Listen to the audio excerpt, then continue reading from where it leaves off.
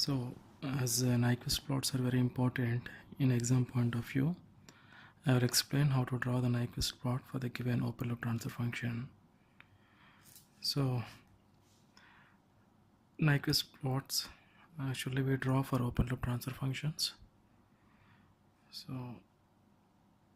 consider g of s and h of s is equal to s plus 2 by s plus 1 to s minus 1, which is an open loop transfer function. So for this I will explain how to draw a Nyquist plot. So in Nyquist stability criterion we consider open loop transfer function, but we will investigate closed loop stability. So this one point you need to note. So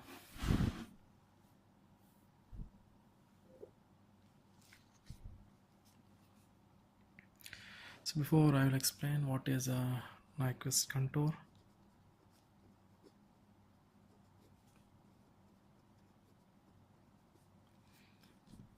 So we know S is a complex number, sigma plus j omega.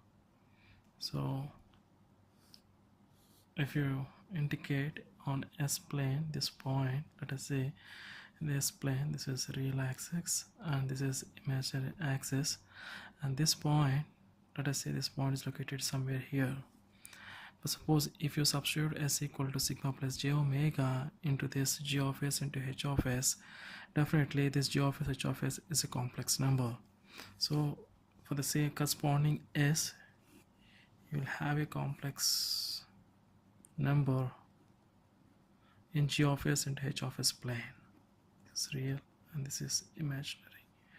So here, so suppose if you are considering different points on the S plane, somehow like this, and if you join all these points and this locus, we call it as Nyquist contour.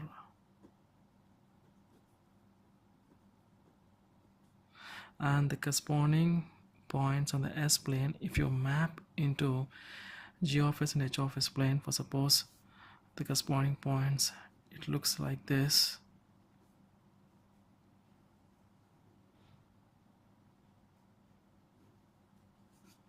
And this is called a Nyquist plot.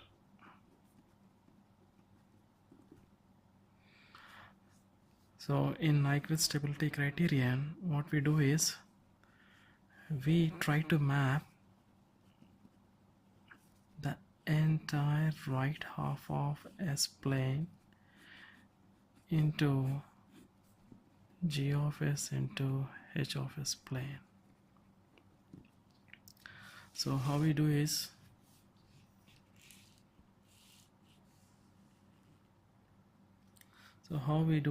let us say I'm indicating this S plane like this, S plane.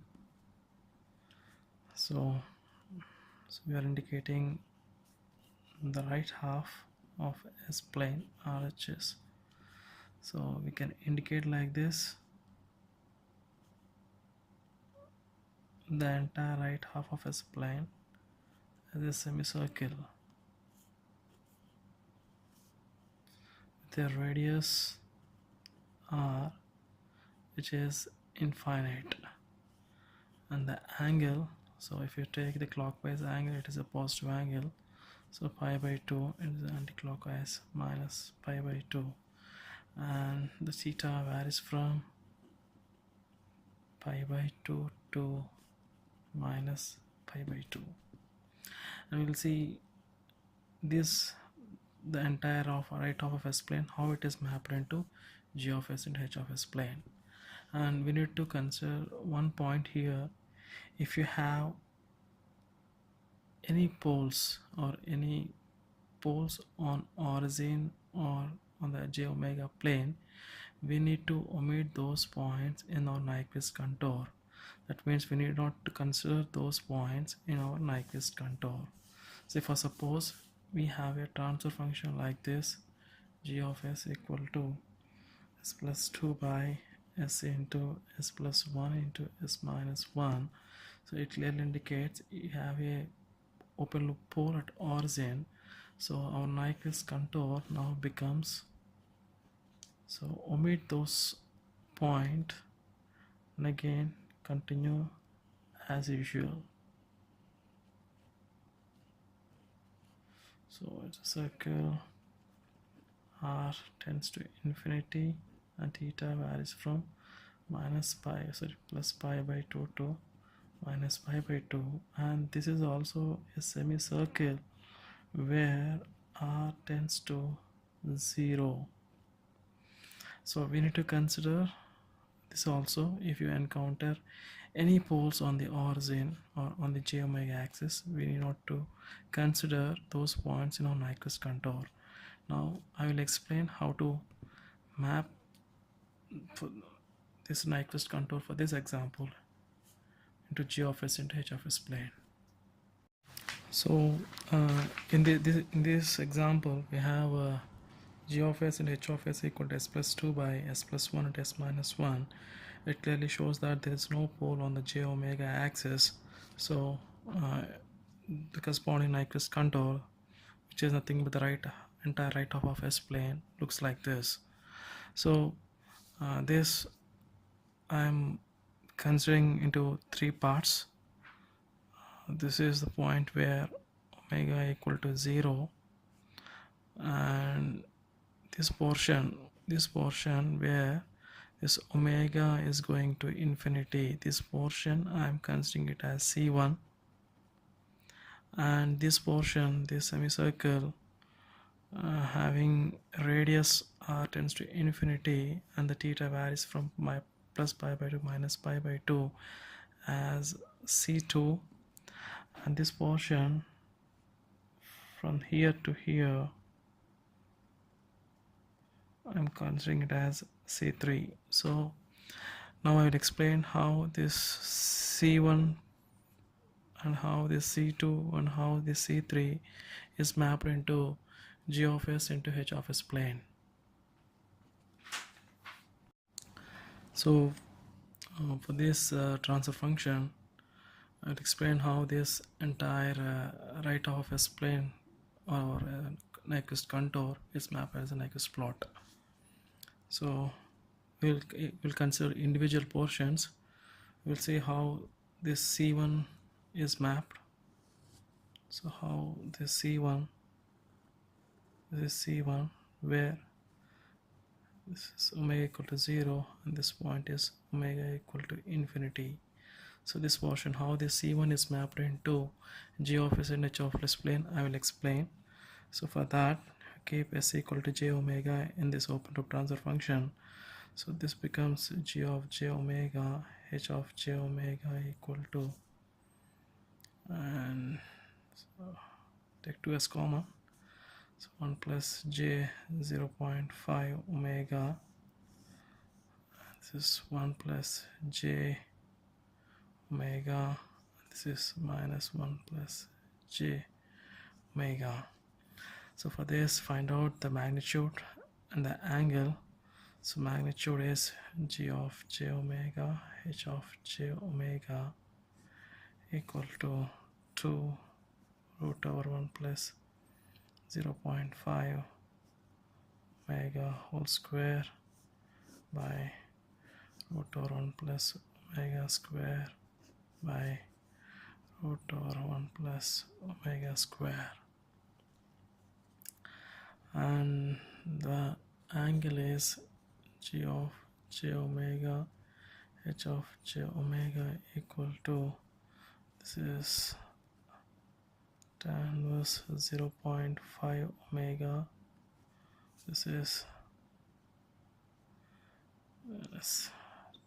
tan inverse omega, this is tan inverse of minus omega, or we can consider like this, tan inverse of 0.5 omega minus tan inverse of omega minus 180 minus tan inverse of omega.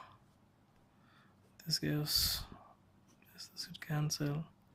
So tan inverse of 0.5 omega minus 180. So we need to vary the omega. We need to see what is magnitude, what is this angle. So my first point is omega equal to 0, and omega equal to 0, this becomes now 0 0 0, so it is 2. The angle is tan inverse of 0, so it is 0, so minus 180. My last point is omega is infinity, so if you take it as infinity, this is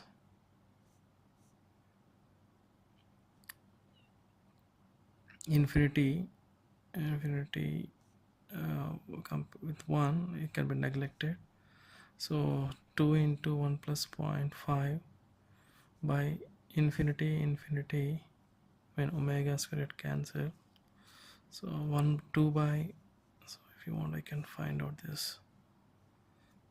So when omega equal to infinity, this becomes j omega h of j omega is 2 over, so as omega is tending to infinity, this one can be neglected, so this becomes 0.5 omega by omega into omega, this can be neglected, 2 by 0.5 omega, and when you substitute omega as infinity, this becomes 0, and the angle is tan inverse of 0.5 tan inverse infinity, 90 minus 180, this becomes minus 90. And to have the proper shape, you can take the values of omega as 2, 4, and so on, 8 also, 2, 4, and you can find out the magnitudes also. So I will explain how this is mapped into g of s into h of s plane. So this is g of s and h of s plane, so I'm going in the clockwise direction, so it's 0, this is minus 90, and this is minus 180. So my first point is omega equal to 0. When omega equal to 0, the angle is minus 180 somewhere here, and the magnitude is 2. You need to understand the magnitude is mod g of j h of j is 2. Actual value it is minus 2, so minus 2. And when omega tends to infinity, its value angle is minus 90, and somewhere here, and its value equal to 0, so somewhere here. So if you also find out the values for 2 and 4, and you may have exact values, and this plot goes like this, so minus 2 to 0 in this way. So it's always important to indicate the direction of the Nyquist plot. So this is the portion mapping of C1 portion into G of S into H of S plane. Now I will explain how this C2 portion is mapped into G of S into H of S plane. So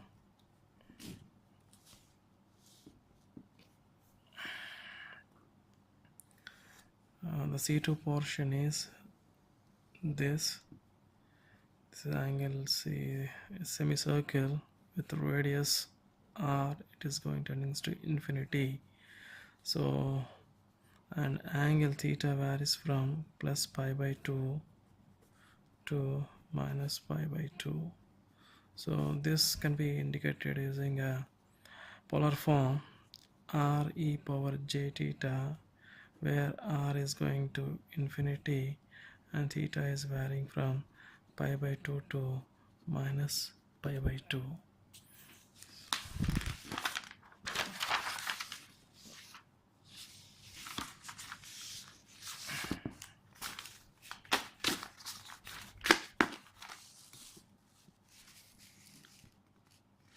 So substituting g of s into h of s is equal to s plus 2 by s plus, so when you take 2s common, it is 1 plus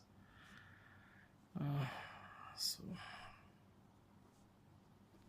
j 0.5 omega not required. Okay, so g of s into h of s, our given transfer function is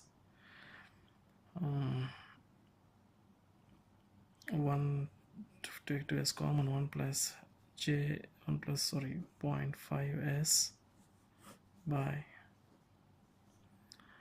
s plus 1 into s minus 1. Now I'm substituting s as r into e power j theta, so this becomes now g of s into h of s is equal to 2 into 1 plus 0.5 r e power j theta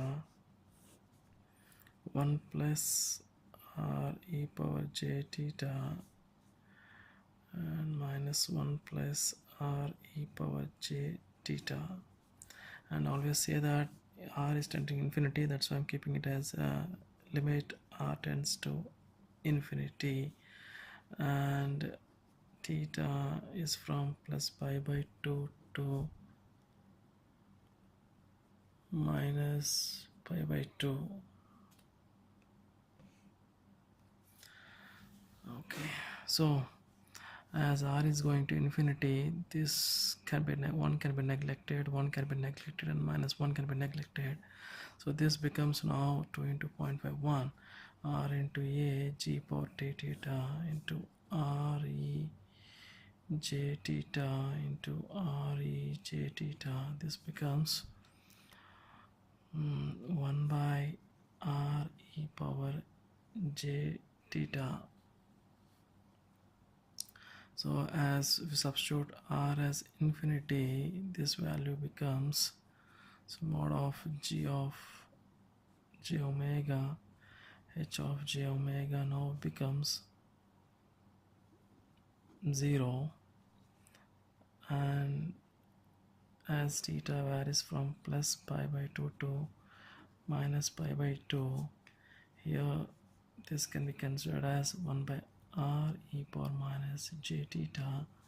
So angle is from, if you take theta equal to pi by 2, angle is e power minus j pi by 2 to e power j pi by 2, that is now the angle is varying from minus pi by 2 to plus pi by 2.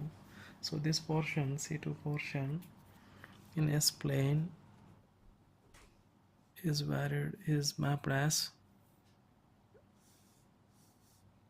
magnitude equal to 0 and varying from minus pi by 2 to pi by 2. So it's varying as a small circle with a radius r equal to 0, and the direction is minus pi by 2 to plus pi by 2. So C2 is over. The next one is C3. C3 S plane. This is the portion what I'm talking about, C3. So what is C3? Nothing but C. If you know what is C1, which is where here this is the portion where we call it as C1, whereas we keep s equal to j omega. In C3 just we keep s equal to minus j omega. So whatever the mapping we got in C1 portion, for C1 portion, the mirror image will got for C3. So we got for C1, we got like this. This is the mapping for C1 portion, and so for C3 this mirror image will come like this. So combining all the three portions now, The entire open loop transfer function is mapped as g of s into h of s plane, mapped in g of h plane as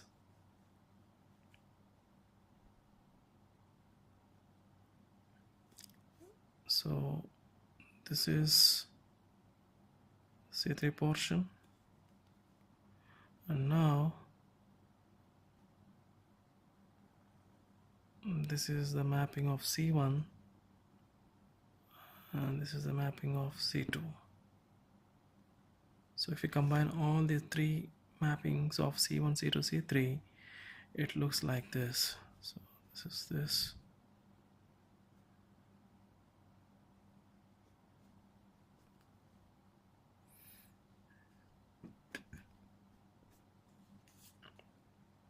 So this is the Nyquist plot for the given transfer function, and this is the way of drawing the Nyquist plot for the given transfer function. So now I will explain the Nyquist stability criterion. It's a very important topic, and before going to the topic, I will make some conclusions. Let us take an open loop transfer function g of s into h of s equal to n of s by d of s, some numerator in s and denominator in s. So this is an open loop transfer function, but to investigate the closed loop stability, we need to have the location of closed loop poles. For the system to be closed loop stable, the closed loop poles should not be lying on the right half of S plane. That is the condition we already know. So let us see this. So what is a closed loop transfer function is g of s by 1 plus g of s into h of s. This becomes n of s by d of s. So let us take h of s equal to unity feedback. So 1 plus n of s by d of s. So this becomes now n of s by d of s plus n of s. So these are the poles of closed loop transfer function.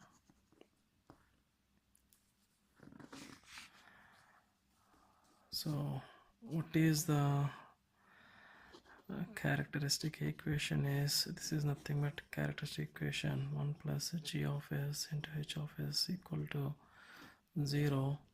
This gives 1 plus n of s by d of s equal to 0.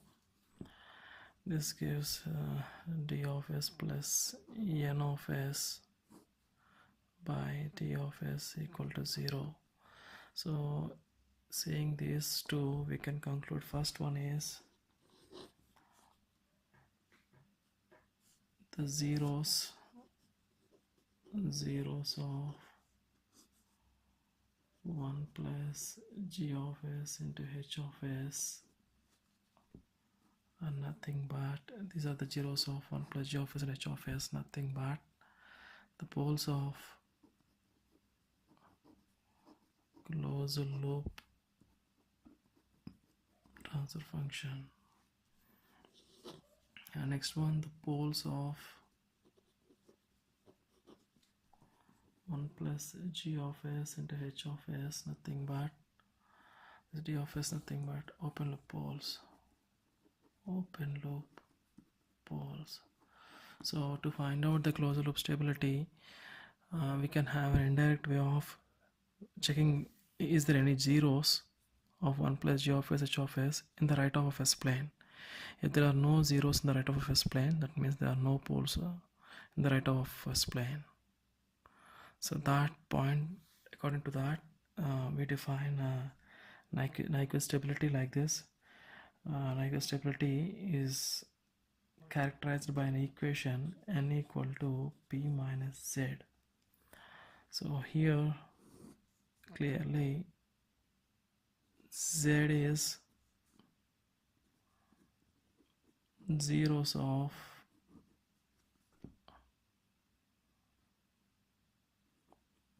g of s, h of s,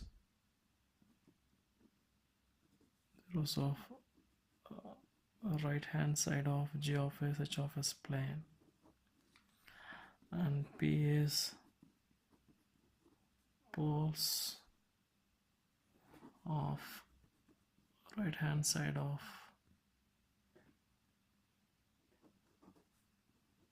g of s and h of s, and n is number of encirclements of critical point minus 1 plus say 0. So I will explain clearly now. Okay, the first condition is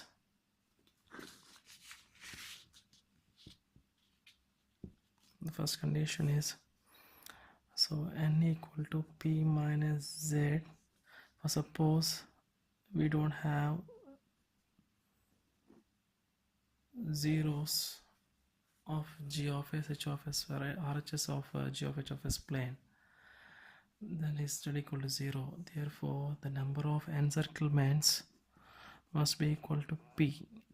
That means number of encirclements must be equal to p. That means number of poles on the right half of s plane.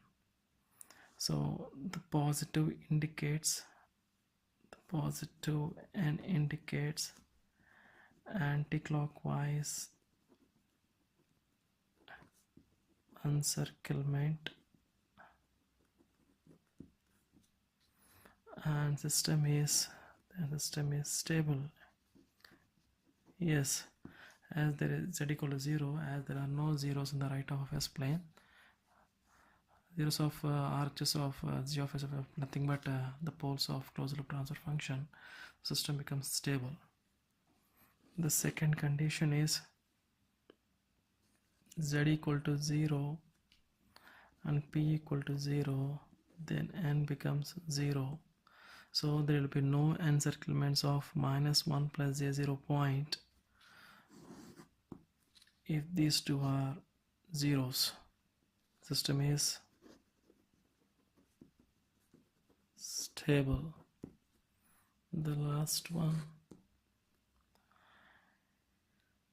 if n is a negative value, that means z is there are some zeros in the right half of g of s h of s plane. That means there are some closed loop poles in the right of s plane. System is unstable. So these are the three conditions we use for Nyquist stability criterion. So in the previous example, this is the previous one where we have g of s h of s equal to s plus 2 by s plus 1 into s minus 1. So I am going to apply this Nyquist stability criterion. So we'll see here n equal to p minus z. So what is p? P is open loop poles in the right half of s plane. So how many poles are there in right half of s plane? S equal to minus 1 is left side, s equal to plus 1 is right. So there are one pole in the right half of s plane. So p equal to 1. And see the number of encirclements here. Maybe here somewhere here is minus 1 plus j0 point. See the number of encirclements in the clockwise anti-clockwise direction. There is only one encirclement, one time only it's encircled. So it clearly says that n equal to 1. So this becomes now, this shows that z equal to what? 0 according to this equation.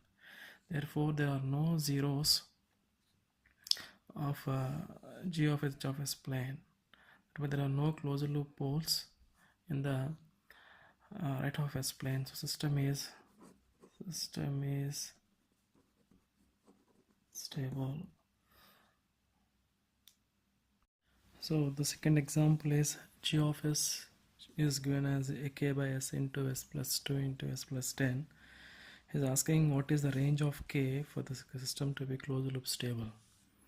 So this, see, the transfer function clearly indicates that there is one pole on the origin. So the Nyquist contour now becomes,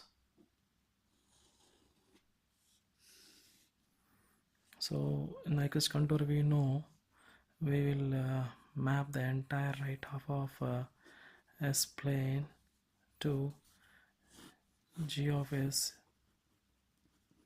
into H of S plane. So but as we have a pole on the origin, we need to remove this point on the contour. So my contour now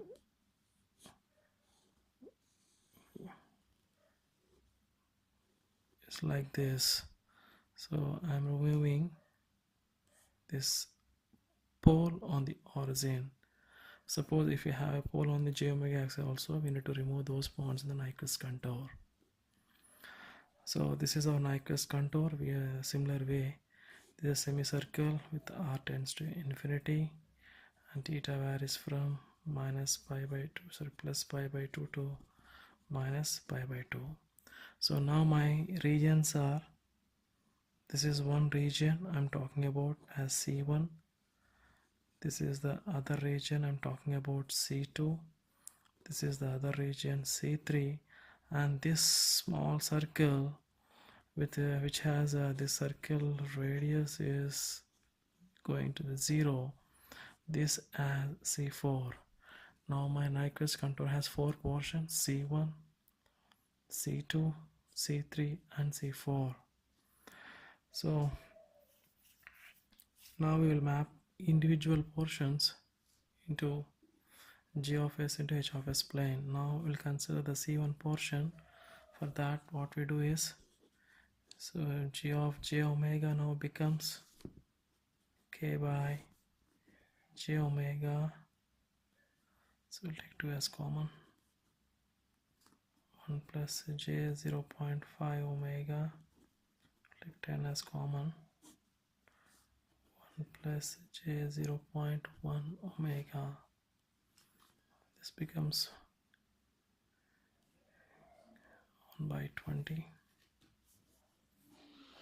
So this is something with 0.05 K by J omega 1 plus J 0.5 omega 1 plus J 0.1 omega.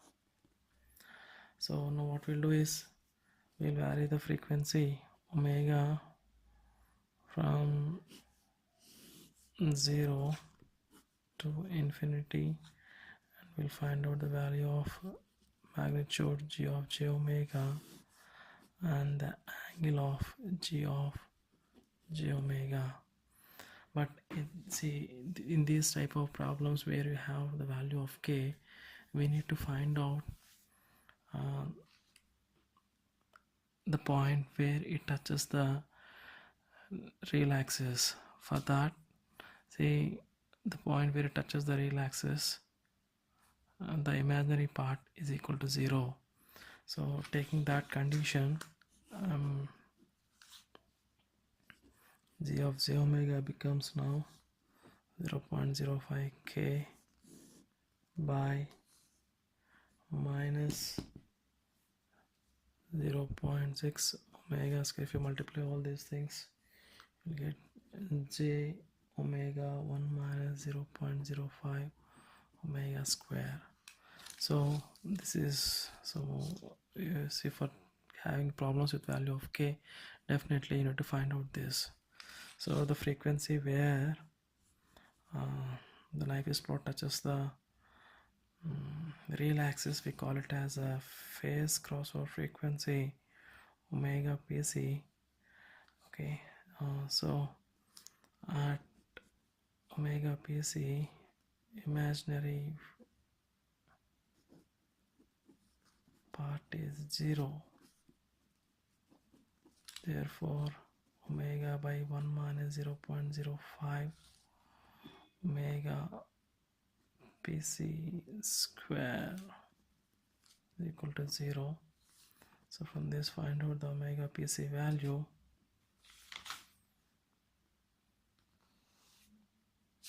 So they got is 4.472 radians per second, and again substitute the value here.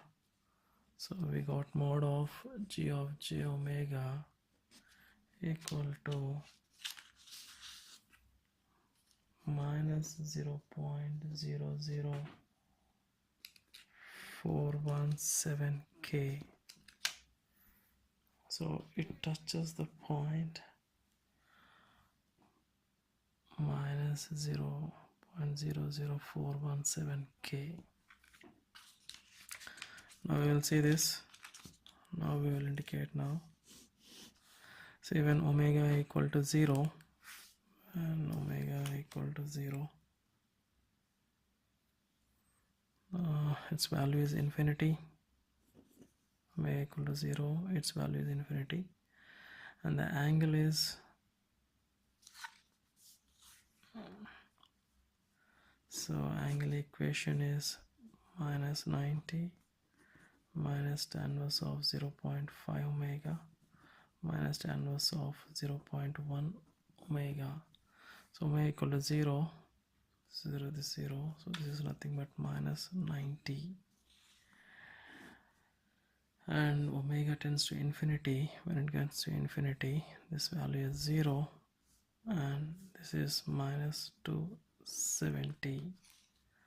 So I'm going to plot this. When omega equal to 0, it is going to fare infinity, but the angle is minus 90. So this is the minus 90. This is the point omega equal to 0.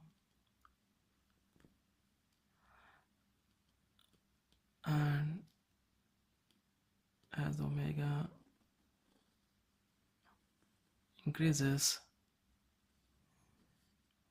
this is the point where omega equal to infinity, it goes to 0, but the angle is minus 90, minus 80, and minus 270. Okay, so this is the curve for the C1 portion, and you find out the mapping of C2 using the previous example, and C3 is a mirror image of this, and C4 is, I will explain.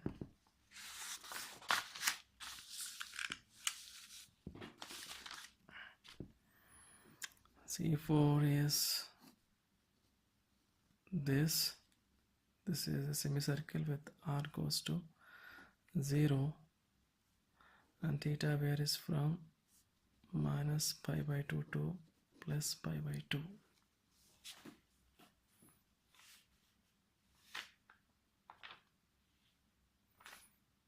So substituting r equal to e power s equal to r into e power j theta, I got g of s equal to 2.05 k by r e power j theta 1 plus 0.5 r e power j theta 1 plus 0.1 r e power j theta.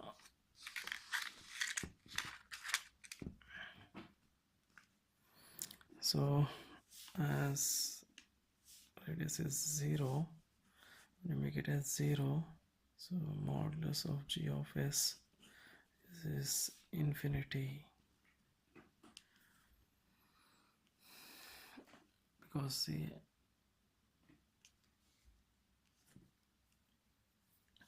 and when I substitute for the angle, this becomes as is near to 0, this value can be neglected compared to this, and this value can be compared to this, and this becomes now 1 by 0.05 k by r e power j theta, or 0.05 k by r e power minus j theta, and theta varies from minus pi by 2 to plus pi by 2.